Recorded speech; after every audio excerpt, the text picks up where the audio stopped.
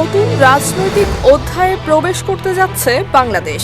তারেক রহমানের নেতৃত্বে গঠিত নতুন সরকার শপথ গ্রহণ করবে আগামী 17 ফেব্রুয়ারি। আর এই শপথ গ্রহণ অনুষ্ঠানকে ঘিরে দেশ তথা আন্তর্জাতিক অঙ্গনেও তৈরি হয়েছে ব্যাপক আগ্রহ।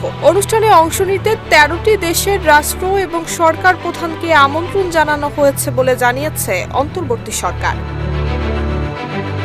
আমন্ত্রিতদের তালিকায় রয়েছেন ভারতের প্রধানমন্ত্রী নরেন্দ্র মোদী এবং পাকিস্তানের প্রধানমন্ত্রী শেহবাজ শরীফ। এছাড়া চীন, সৌদি আরব, তুরস্ক, সংযুক্ত আরব আমিরাত, কাতার, মালয়েশিয়া, ব্রুনাই, শ্রীলঙ্কা, নেপাল, মালদ্বীপ এবং ভুটানের সরকার প্রধানকেও আনুষ্ঠানিকভাবে আমন্ত্রণ জানানো হয়েছে। তবে ভারতের প্রধানমন্ত্রী নরেন্দ্র মোদীর ঢাকায় আসার সম্ভাবনা কম। তার পরিবর্তে ভারতের পক্ষ থেকে পররাষ্ট্রমন্ত্রী এস জয়শঙ্কর অথবা ভাইস প্রেসিডেন্ট সিপি রাধাকৃষ্ণ অনুষ্ঠানে যোগ দিতে পারেন বলে ধারণা করা হচ্ছে। চুল পড়া অনেক কমে গেছে।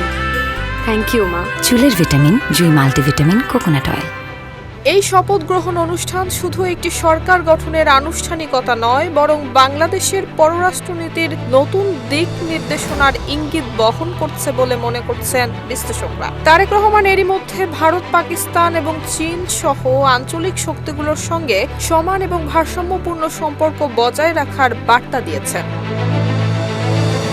গত 12 ফেব্রুয়ারি অনুষ্ঠিত জাতীয় নির্বাচনে একক সংখ্যাগরিষ্ঠতা অর্জন করে বিএনপি। এর মধ্য দিয়ে প্রায় 20 বছর পর দলটি আবারও রাষ্ট্র ক্ষমতায় ফিরেছে, যা দেশের রাজনীতিতে এক গুরুত্বপূর্ণ বাঁক হিসেবে দেখা হচ্ছে।